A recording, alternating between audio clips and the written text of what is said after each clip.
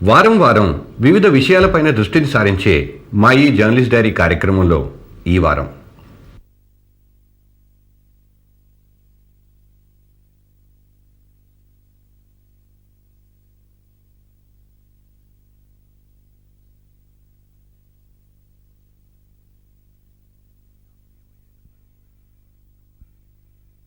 ఈ 50వ ఏట అడుగు పెడుతున్న స్వతంత్ర భారతికి రాయలసీమ హారతి స్పాట్లైట్.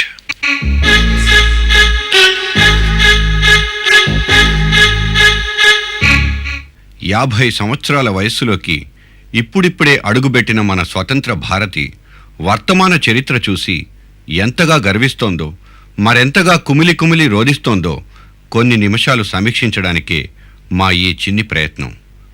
అసలు మనకు స్వాతంత్రం వచ్చిందా?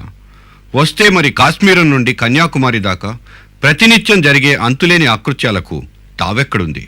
స్వాతంత్ర్యం ఈ పదం ఉచ్చరించినప్పుడల్లా కొన్ని నిజాలు గొంతులో ముళ్ళై గుచ్చుకుంటాయి. అదే, మన గాలిని మనం పీల్చగలుగుతున్నామా? మన నీరు మనం తాగగలుగుతున్నామా? మన భూమిని మనం దున్నుకోగలమా? ఇవి మనం ఎవరినో అడగవలసిన ప్రశ్నలు కావు. మన చూపుడు వేలును మన వైపే తిప్పుకుని మనల్ని మనమే వేసుకోవలసిన సూటి ప్రశ్నలివి. అంతేకాదు, నిద్ర లేచిన మరుక్షణం మన వాకిట్లో నిటారుగా నిలబడి మనల్నే నిలదీస్తున్న సమస్యల తోరణాలివి. అర్ధరాత్రి సైతం స్వేచ్ఛగా స్త్రీ నడిబజార్లలో నడిచినప్పుడే నిజమైన స్వాతంత్ర్యం వచ్చినట్లు నిర్వచించిన మహాత్ముడు ఇప్పుడు మన మధ్యన లేరు. కానీ పట్టపగలు స్త్రీలే కాదు, పురుషులు సైతం తలెత్తుకుని తిరగలేని రాజ్యాంగేతర శక్తులకు ప్రాణం పోస్తున్న మన వ్యవస్థ ఇంకా మంచి రోజుల కోసం వీక్షిస్తూనే ఉంది. చట్టాలు చట్టుబండలై కొంతమంది వ్యక్తుల చేతిలోకి వెళ్ళిపోయాయి. ఈ నడుస్తున్న చరిత్ర చక్రం కింద నలిగి పిప్పైపోతున్న సామాన్యుడికి ఇక స్వాతంత్ర్యం గురించి ఆలోచన ఎక్కడిది? గతి తప్పిన మన స్వాతంత్ర్య చరిత్రలో ఎన్నో కన్నీటి కథలు గాథలు. తెల్లవాడి పాలన పోయి నల్లవాడి పాలనలో రగులుతున్న రావణ కాష్టంలో రాయలసీమ ఒక దురదృష్టపు సమిధ మాత్రమే. బీడువారిన పొలాలు, బండరాళ్లతో సహజీవనం చేస్తున్న రాయలసీమ ఒకనాడు రతనాల సీమగా వెలుగొందిన వైరం ఇప్పుడు చరిత్ర శిథిలాల్లో నలిగిపోతోంది. ముఠా కక్షలు, బాంబు దాడులు, గొడ్డళ్ళు, బరిసెలు కలిసి సీమలో రక్తపుటేరులు పారిస్తున్నాయి. ఇప్పుడు ఇక్కడి చెట్లు మారణకాండ వదిలి వెళ్లిన భయాలతో వణికిపోతున్నాయి. ఇక్కడి గాలి బాంబులు, వేటకొడవలను, గండ్రగొడ్డలను స్పృశించి నెత్తుటి వాసనల్నే ప్రసరింపజేస్తున్నాయి. ఇప్పుడు రాయలసీమలోని కర్నూలు, కడప, అనంతపురం కత్తుల బోన్లు. ఇక్కడి కొండకోనలు, బీడువారిన పొలాలు రక్తంతో తడిసి ఎర్రబారాయి. సూర్యుడి ఉదయించాలన్నా, పడమరలో విశ్రమించాలన్నా ఇక్కడి ముఠా నాయకుల హుకుం లేనిదే అసంభవం. ఒకవేళ ఎవరైనా ముఠా నాయకులను ధిక్కరిస్తే వారి దినచర్య అక్కడికక్కడే పరిసమాప్తమవుతుంది. పోలీసులు, ప్రభుత్వం ఇక్కడి కరుడుగట్టిన ముఠా నాయకుల చెప్పు చేతుల్లో ఉండాల్సిందే. చట్టం ముఠా నాయకుల ముంగిళ్లలో గొడ్డలి వేటుకు భయపడి తలదించుకుని ఎప్పుడో కన్నీళ్ల వేడుకోలు పలికింది. బాంబుల తయారీ ఇక్కడో కుటీర పరిశ్రమ. కేవలం 25 రూపాయలతో మొదలుకొని మారణహోమం సృష్టించడానికి కావలసిన లక్షలాది రూపాయల మందుగుండి సామాగ్రి దొరికే చిరునామా కర్నూలు, కడప జిల్లాల్లో వీధి వీధికి తెలుసు. రాజకీయాల్లో ఉన్న ప్రతి వ్యక్తి రాజ్యాంగేతర శక్తుల గురించి మాట్లాడుతున్న ఈ రోజుల్లో అసలు భారత శిక్షాస్మృతిని అపహాస్యం చేస్తూ రాజ్యాంగానికి అతీతంగా బ్రతుకుతున్న ఈ అసామాన్య ప్రజానీకాన్ని గురించి ఎవరూ మాట్లాడరే? ఇందుకు వేరే కారణాలు ఏవీ లేవు. ఏ పార్టీ అయినా తమ ఓట్ల కోసం ఈ ముఠాల అండదండలతోనే మనుగడ సాగించాలి, లేదా రాయలసీమ రాజకీయ చిత్రపటం నుండి నిష్క్రమించాల్సిందే. ఈ ముఠా రాజకీయాల్ని తెలుసుకుని తెలివిగా మసులుకునే కాంగ్రెస్, తెలుగుదేశం పార్టీలు తమ పంచన చేరుతానన్న ఏ ముఠా నాయకుడిని తిరస్కరించలేవు. దీనికి బహుమతిగా ఈ ముఠాల అరాచకాలను కళ్ళు, నోళ్ళు, ముక్కు, చెవులు మూసుకుని ఈ రాజకీయ పార్టీలు, ఆ పార్టీల నాయకత్వం తమకేం తెలియనట్లే వ్యవహరిస్తుంది. ఈ రాజకీయ చదరంగంలో పోలీసులు, ప్రభుత్వ అధికారులు కేవలం పావులు మాత్రమే. ఈ మొండిగోడలు ఏ హరప్పా, మొహంజోదారో పురాతన సంస్కృతినో తెలియజెప్పే చారిత్రక సాక్ష్యాధారాలనుకుంటున్నారా? కాదు. నరజాతి చరిత్ర సమస్తం సిగ్గుతో చచ్చిపోయే విధంగా జరిగిన ఘోర కృత్యాల్లో ఒక రాయలసీమ వృత్తాంతమే ఇది.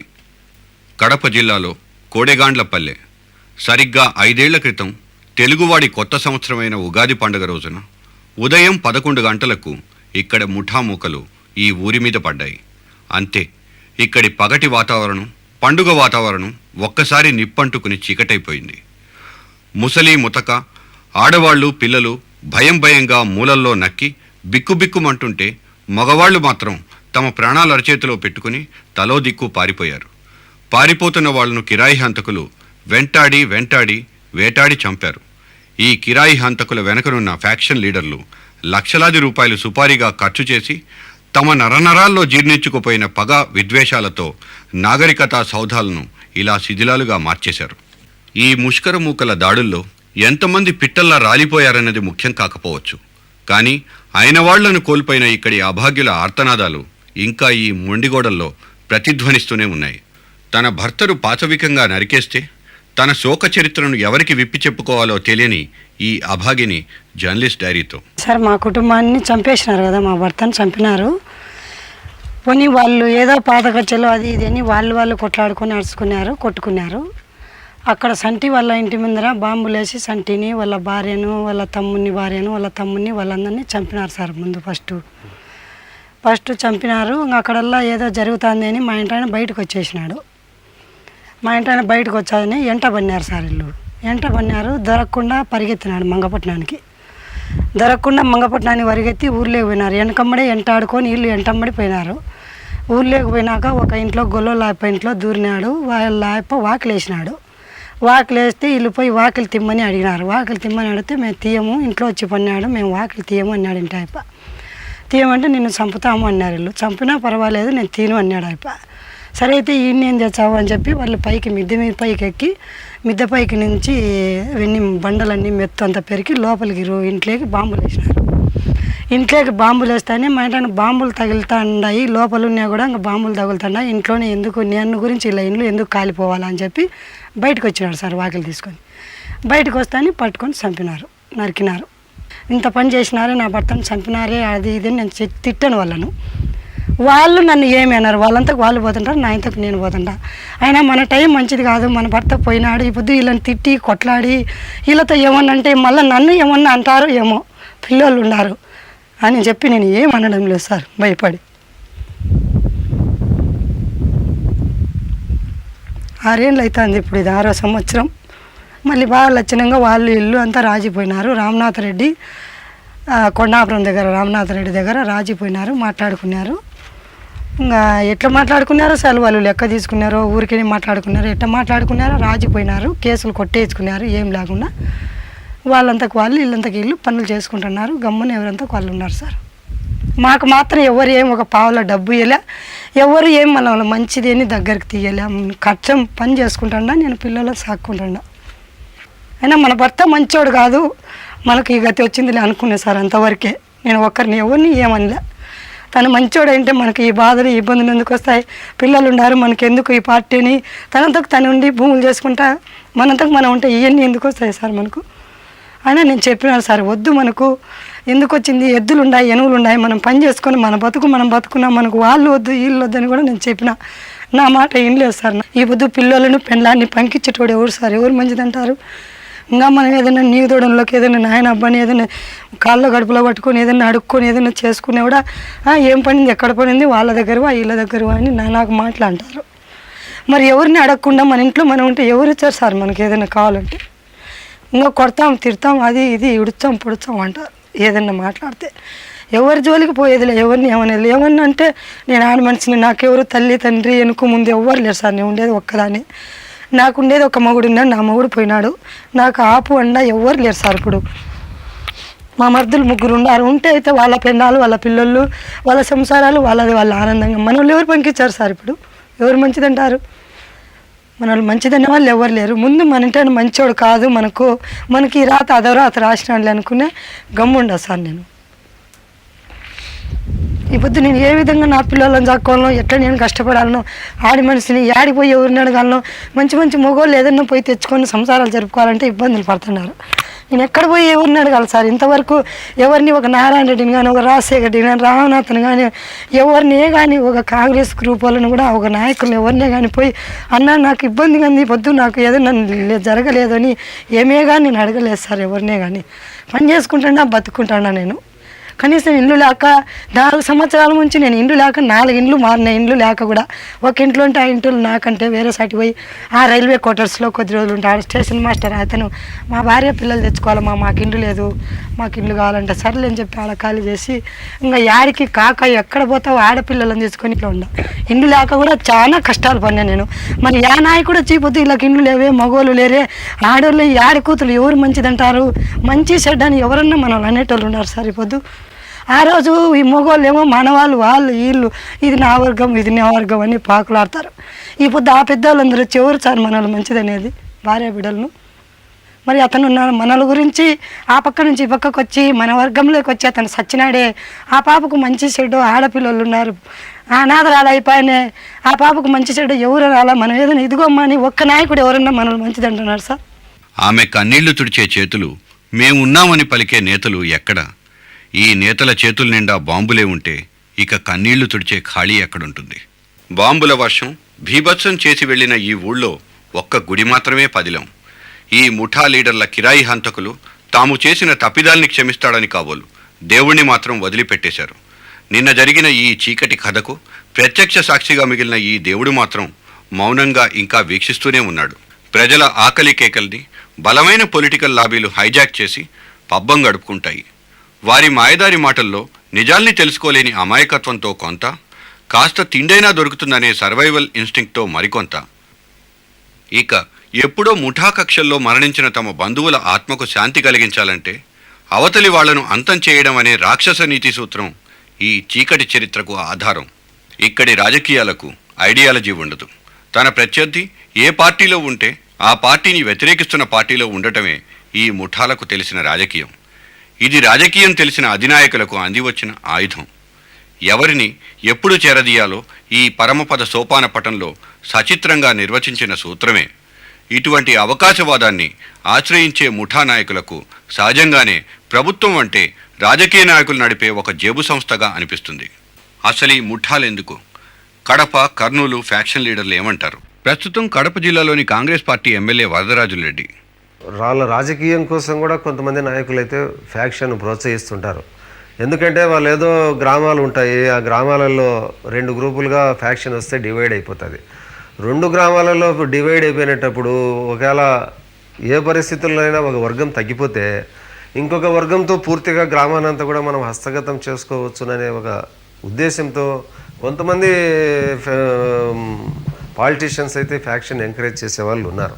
గ్రామాలలో ఫ్యాక్షన్లకు గ్రూపులు ఎప్పుడైనా సరే మా దగ్గరికి వస్తే వీలున్నంత వరకు ఫ్యాక్షన్ ఎంకరేజ్ చేసే మాటలు చెప్పకుండా, అయ్యా ఈ ఫ్యాక్షన్ వల్ల మీకు ఎలాంటి లాభం లేదు, మీరు ఫ్యాక్షన్లో తగాద పడితే దెబ్బలు తినేది మీరే, చనిపోయేది మీరే, జైళ్ళకి పోయేది మీరే, ఊర్లలో భూములు బీళ్ళు ఉండి వ్యవసాయం పొలం చేసుకోలేని పరిస్థితుల్లో ఉండబడేది మీరే, మాకేదో ఇక్కడ కూర్చుంటాం 4 సలహాలు ఏవో మీరు అడిగితే ఇస్తాం, నన్ను వచ్చి అడుగుతున్నారు కాబట్టి వీటన్నిటి వల్ల నష్టపోయేది మీరే. ఈ ప్రాంతాల్లో రాజకీయాలలోకి రావాలని అంటే ఒక జీప్ పెట్టాలా, 10 మంది మనుషులను పెట్టుకోవాలా, ఎక్కడికి పోయినా కూడా జీప్ దిగుతాడగానే 10 మనుషులు కనపడితే హంగు ఆర్భాటము అవన్నీ ఏదో దిగుతాడగానే అవతల వాళ్ళు కొద్దిగా రాండి అని కూర్చోవడం కానీ పలానోళ్ళు వచ్చినారని ఒక గుర్తింపు రావడం కానీ వెంటనే జరుగుతుందనే ఒక ఉద్దేశంతో ఉంది. నెంబర్ 1 నేను ఫస్ట్ ఒక జీప్ పెట్టుకొని 10 మంది మనుషులను పెట్టుకొని తిరుగుతాను. తిరిగిన తర్వాత నేనేమి ఇంట్లో డబ్బులు ఎలకాలం తీసుకొచ్చి పెట్టే పరిస్థితులు అయితే ఈ ప్రాంతంలో చాలామందికి ఉండవు కాబట్టి 10 మంది నా కోసం అభిమానంగా మొట్టమొదట వస్తారు, సంవత్సరం వస్తారు, 6 నెలలు సంవత్సరంన్నర వస్తారు. వాళ్ళకు కూడా ఇండ్ల దగ్గర ఏదో ఒక జీవనం జరగాల.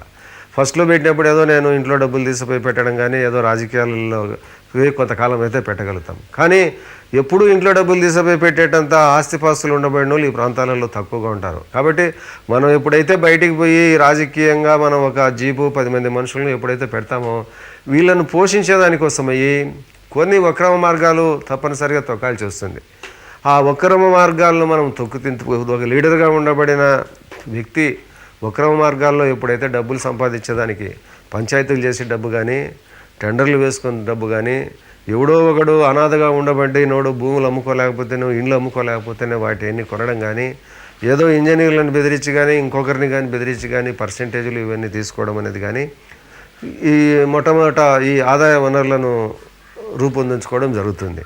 హత్య కేసులో శిక్ష పడి ఆ తరువాత కోర్టు తీర్పుతో విడుదలై బయటకు వచ్చిన మాజీ ఎమ్మెల్యే ఎంవి రమణారెడ్డి. ఫ్యాక్షన్స్ ఏమో ఉండేటివి, because of backwardness of Rayalaseema ఈ ఫ్యాక్షనిజం అనేది వచ్చింది. అయితే వాళ్ళుగా ఇన్వాల్వ్ అయ్యేవాళ్ళు కాదు దాంట్లో. కానీ ఈరోజు కొంతమంది నాయకులు దాంట్లో ఇన్వాల్వ్ కావడమే కాకుండా దాన్ని ఎక్స్పోర్ట్ కూడా చేస్తున్నారు. మీకు తెలుసు, ఒకప్పుడు చెన్నారెడ్డి గారిని గద్దె దించాలంటే ఆ రోజు హైదరాబాద్లో జరిగిన మత కల్లోలాలకు ఇక్కడ నుండే మనుషులు వచ్చారు, ఇక్కడ ఉండే నాయకులే వాటిని ప్రేరేపించారని తెలుసు. అదే కాదు, ఈరోజు సర్కార్ జిల్లాలకు అట్లే తెలంగాణ జిల్లాలకు ఇక్కడ నుండి మనుషులు బాంబులు విచ్చలవిడిగా ఎక్స్పోర్ట్ అవుతున్నాయంటే అది ఇక్కడ నాయకుల పొరపాటే. ఏ నాయకులైతే ఈ ఫ్యాక్షనిజాన్ని అంతం చేయాలో ఆ నాయకులే ఫ్యాక్షన్ల వెనక షెల్టర్ తీసుకోవడం వల్ల పరిస్థితి కొంత దారుణంగా తయారైంది. అదే కాకుండా ఈ ఫ్యాక్షన్స్ను, ఈ తుపాకీ కల్చర్ను ఆసరాగా చేసుకొని ప్రతి చోట వీటిని ఇంటర్ఫీర్ కావడము, ఏది కాంట్రాక్ట్స్లో ఇంటర్ఫీర్ కావడము, దౌర్జన్యంగా షెడ్యూల్స్ లాక్కొని వాళ్ళ మనుషులకు ఇప్పించుకోవడము, ప్రభుత్వం ఖజానాకు విపరీతంగా ఖర్చు అయ్యేటప్పుడు దీంట్లో ఎక్కువ రేట్లు వేసి ప్రభుత్వానికి నష్టం జరగడం కూడా జరుగుతుంది. ఇదే ఒకసారి మేము కూడా చేశాం. అయితే ఆ రోజు మేము చేసిన ఇంట్రెస్ట్ తెలుగు గంగ మొట్టమొదటిసారి టెండర్స్ పిలిచినప్పుడు ఆ రోజు నేను డైరెక్ట్గా కూడా ఇన్వాల్వ్ అయినాను. ఆ రోజు గవర్నమెంట్తో పోరాడి ఇన్వాల్వ్ అయినాం. ఆ రోజు కారణం ఏమిటంటే ఏదో నా గ్రూప్కు సంబంధించిందో నా ముఠాకు సంబంధించిన ఒక వ్యక్తినో షావుకారిని చేయడం అనేది కాదు. అప్పుడు మొట్టమొదటిసారిగా రాయలసీమలో మేజర్ వర్క్ జరుగుతూ ఉంది. కాంట్రాక్ట్స్లో పోటీ పడితే ఇక్కడ రాయలసీమలో ఉన్న కాంట్రాక్టర్ల దగ్గర తగినంత మిషనరీ కానీ ఇది కానీ లేదు. అప్పటికే కోస్తా జిల్లాలో హెవీ మిషనరీ పెట్టుకొని ఉన్నటువంటి కాంట్రాక్టర్స్ ఉన్నారు. వాళ్ళు సులభంగా తక్కువకు చేయగలరు. కానీ అట్లా చేస్తే ఏరియాలో ఒక వర్క్ సాగుతుందనే తప్ప ఏరియాలో ఉండేవాళ్ళు బెనిఫిట్ కావడానికి అవకాశం ఉండదని ఆ రోజు ముఖ్యమంత్రి గారితో ఫ్రాంక్గా చెప్పే ఆ రోజు లేదండి, అది we are going to limited to Rayalaseema area contractors. దాంట్లో ఎవరైనా కానివ్వండి, ఎవరు whether it is X Y R Z, it is immaterial, somebody must be Rayalaseema అని ఫ్రాంక్గా ఆ రోజు ఎన్టీ రామారావు గారితో చెప్పి అది చేశాము. కానీ అది ఈరోజు వెర్రితలలు వేసి కేవలం వాళ్ళ మనుషులకు లాభం చేసుకోవడానికి మాత్రమే అనేటటువంటి పరిస్థితి కూడా దిగింది. దానికి నేను ఎంతో చింతిస్తున్నాను. ఇక కర్నూలు జిల్లాలో పేరొందిన కొంతమంది ఫ్యాక్షన్ లీడర్లు కొంతమంది అణగదొక్కబడుతున్నప్పుడు అటువంటి వాళ్ళకి రక్షణ కల్పించాలని ప్రయత్నం ఉన్నాను తప్ప, ఎందుకంటే ఈడ కర్నూలు జిల్లాలో ముఠాగతం ఎక్కువై కొంతమంది పైన వాళ్ళు దౌర్జన్యం చేస్తున్నప్పుడు ఎవరైతే బలహీనులు ఉన్నారో ఆ బలహీనులకు మాత్రమే నేను మద్దతు ప్రకటిస్తున్నాను తప్ప నేను ఫ్యాక్షన్ పెంచాలని కాదు, దానికి ఈ ఫ్యాక్షన్ తగ్గించాలనే ఉద్దేశంతోనే బలహీనులకు మాత్రమే సపోర్ట్ చేస్తున్నా. నేను ఫ్యాక్షన్ లీడర్ కాదు, కాకపోతే ఇక్కడ ఉన్నటువంటి ఫ్యాక్షనిస్టులకు చాలా కాలం నుంచి నేను వ్యతిరేకిన వాళ్ళకు ఫ్యాక్షన్ రూపం వాళ్ళు తీసుకొచ్చి పెట్టారు. నువ్వు నా ఎంట నన్ను చంపడానికి ఎంటబడినారు. నేను చావలేని పరిస్థితిని బ్రతకాలనుకున్నాను కాబట్టి నేను కూడా ఫ్యాక్షన్స్ మొదలు పెట్టాల్సి వచ్చింది, ఫ్యాక్షనిస్ట్ను కావాల్సి వచ్చింది. అంటే కొంతమందికి ఇష్టం లేకపోయినా కొన్ని పనులు చేయాల్సి వస్తుంది. అట్లాగే నా జీవితం కూడా ఈ ఫ్యాక్షన్స్ కూడా అట్లా నా వెంట పడినాయి. కానీ నేను ఫ్యాక్షనిస్ట్గా జీవితం ప్రారంభించలే. వాళ్ళకుంటే వాళ్ళ ప్రాణరక్షణ కోసం వాళ్ళు పెట్టుకోవాలా, అవతల ఎడ్డుకోవాలంటే వీళ్ళు కూడా బాగా పెట్టుకోవాలా. పెట్టుకోకపోతే వాళ్ళు వచ్చి ఎప్పుడు వస్తారో ఏమి కదా మీనపడతారో అని చెప్పి ఈ వీళ్ళు కూడా బాంబులు పెట్టుకొని రెడీగా ఉండాలి. వాళ్ళు వచ్చినప్పుడు వీళ్ళు అడ్డుకోవాలంటే ఊకమంటే ఎట్లయితుంది? అయితేనమాట వాళ్ళు కూడా వాళ్ళ రచన కోసం వాళ్ళు పెట్టుకోవాలా, వీళ్ళ రచన కోసం వీళ్ళు పెట్టుకోవాలా. కడపలో బాంబులు కూరగాయలా దొరుకుతాయని చెప్పుకుంటారు, కానీ పైకి మాత్రం కనబడవు. ఫ్యాక్షన్ లీడర్ల మీద పోలీసులు నిఘా ఎక్కువ చేయడంతో వీటి జోరు కాస్త తగ్గిందనే చెప్పవచ్చు. ఫ్యాక్షనిస్టులు తమ దగ్గర బాంబులు లేవనే చెబుతారు. ఈ బాంబుల పర్వాన్ని పరిశీలించాలనే సహజ ఉత్సాహంతో వెళ్లిన మాకు వాటిని చూడ్డానికి కొంచెం కష్టపడవలసి వచ్చింది. ఇతను రామసుబ్బారెడ్డి. బాంబుల తయారీ ఇతని వృత్తి. ఇలాంటి వాళ్ళు చాలామందే ఉంటారు. సాధారణంగా పొటాషియం క్లోరైడ్, గెలటిన్, సల్ఫర్ వంటి వాటితో పాటు పదునైన చిన్న చిన్న రాళ్లు కలిపి బాంబుల్ని తయారు చేస్తారు. ప్రమాద స్థాయిని పెంచడానికి సైనైడ్లో కలిపిన సూదులు కూడా కలుపుతారు. ఇలాంటి బాంబులు పేలినప్పుడు తక్షణ మరణం తథ్యం. మీరు పొద్దు నుంచి చేసినప్పుడు ఎన్ని తయారు చేస్తారు? ఒక 40 బాంబులు అవుతాయి సార్ ఒక రోజులో. రోజుకు వచ్చేసి ఒక 40 బాంబులు అవుతాయి. ఒక మనిషి 40 బాంబులు తయారు చేస్తారు. మనిషి 40 చేస్తారు సార్. అట్లా మీతో పాటు ఎంతమంది కలిసి చేస్తారు? అట్లా 2 3 కలిసి తయారు చేస్తాం సార్. మామూలుగా ఏ టైంలో చేస్తుంటారు ఇలాంటి బాంబులు? ఇవి ఒక టైం అనేది ఏం లేదేం సార్. ఎక్కడన్నా అక్కడ దూరంగా పోయి చేసుకొని మా జీవనోపాధ్యాయం కల్పించుకుంటుంటాం సార్. ఇప్పుడు కేవలం బాంబులే తయారు చేసడానికే మీరు ఉన్నారా, లేకపోతే మీకు ఎక్కడ ఏం పనులు దొరికి ఇది చేస్తున్నారా? మాకు పనులు దొరకగా ఏం లే సార్. ఏదో మేము చెడు నడతలలో తిరిగి మేము ఈ మాదిరి తయారైపోయినాం సార్. అంటే ముందు మీకు ఎవరైనా ఇట్లా నేర్పించారా ఇంతకుముందు ఎట్లా తయారు చేయాలనేది ఏమన్నా? ఇంతకుముందు నేర్పించిన వాళ్ళు ఉన్నారు సార్, వాళ్ళు చనిపోయినారు సార్. ఎవరు నేర్పించింది మీకు? అతని పేరు? అక్కడ గంజిగుంట కొండారెడ్డి అని ఆయన అని చనిపోయినాడు సార్, చెప్పిన ఆయన. అతనిదే నువ్వు నేర్చుకున్నావా? అవును సార్. ఇంకా ఎంతమంది నేర్చుకున్నారు నీతో పాటు? ఇంకా 2 ఉన్నారు సార్. ఈ 49 సంవత్సరాల సుదీర్ఘ స్వాతంత్ర చరిత్రలో రాయలసీమ ఓ చీకటి అధ్యాయం మాత్రమే. నిన్నటి అనుభవాల నుండి వర్తమానం తెలుసుకుంటుంది, రేపటి జీవితపు బాటకు తలుపుల్ని తెరుస్తుంది. కానీ అలా జరుగుతోందా? నిరాశే సమాధానం. ఈ 50వ ఏట ప్రవేశించిన స్వతంత్ర భారతి ఒడిలో ఇంకా లాలిపాటల్లోనే కేరింతలు కొడుతున్న మన ప్రజాస్వామ్యం తడబడే నడకల వయస్సుకే రాలేదంటే అది ఎవరి తప్పు? ప్రభుత్వాలదా, లేక ఆ ప్రభుత్వాలను తమ భుజాల మీద ఇంకా మోయలేక మోస్తున్న ప్రజలదా? ఇవాళ ఈ ప్రశ్నలు వేయవలసింది ఎవరినో కాదు, మనల్ని మనమే. నిజమే, మన హక్కులు మనం తెలుసుకోవాలి. ఈ హక్కులతో పాటు అదే నాణ్యానికి మరోవైపున్న మన బాధ్యతల్ని కూడా తెలుసుకోవాలి. హక్కుల కోసం ఆందోళనలు, ధర్నాలు చేసే మనం మన బాధ్యతల్ని గురించి సైతం గుర్తుంచుకోవాలి. కానీ అలా జరుగుతోందా? మన వృత్తికి మనం న్యాయం చేస్తున్నామా? మన డ్యూటీలకు మనం టైంకు వెళ్తున్నామా? ఒక నైతికతకు, మానవతా విలువలకు కట్టుబడి ఉన్నామా? ఇవి ప్రశ్నలు. వాటిని కావలించుకున్న బాధ్యతలు కూడా. స్వాతంత్రం ఒక కడపలో రాకున్నా, మరో కర్నూల్లో కాలరాయబడినా అది ఎప్పుడో ఒకప్పుడు తన స్వేచ్ఛా ప్రపంచానికి ఊపిరిలోదుకుంటుంది, తన ఉనికిని ప్రపంచానికి చాటుకుంటుంది. అయితే నిజమేమిటంటే మన హక్కులు, బాధ్యతల నిర్వచనాలు మనం తెలుసుకోపోవటమే. ఇలా తెలుసుకున్నప్పుడే, తెలుసుకున్న నాడే మన అర్ధరాత్రి స్వాతంత్రం వెలుగువాకిట ఉదయిస్తుంది. అప్పుడే మన జాతీయ జెండా గర్వంగా, తృప్తిగా ఎగరగలుగుతుంది.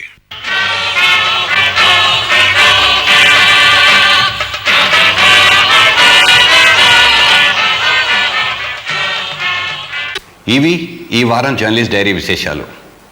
వచ్చే వారం తిరిగి మరికొన్ని ఆసక్తికరమైన అంశాలతో మీ ముందుకు వస్తుంది జర్నలిస్ట్ డైరీ.